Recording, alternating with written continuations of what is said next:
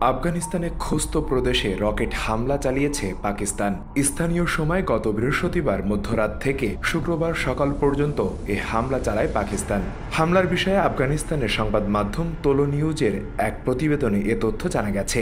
ওই দিন আফগানিস্তানে রকেট ছোড়ে পাকিস্তানের সীমান্ত রক্ষাকারী বাহিনী। যদিও এ রকেট হামলায় কোনো হতাহতের ঘটনা ঘটেনি। স্থানীয়দের বরাত দিয়ে তোলো নিউজ জানিয়েছে, হামলার ঘটনায় ভেঙে পড়েছে ওই এলাকার যোগাযোগ ব্যবস্থা। হামলা কবলিত এলাকার সাথে বিচ্ছিন্ন হয়ে পড়েছে পার্শ্ববর্তী এলাকাগুলো।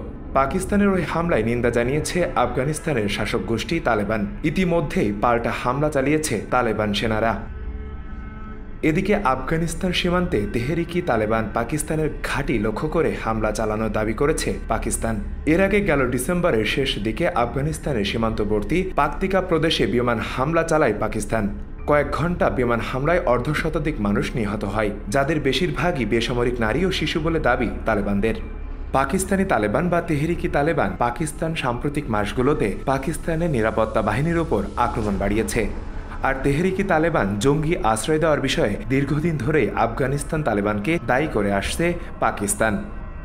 মানবকণ্ঠ ডেস্ক।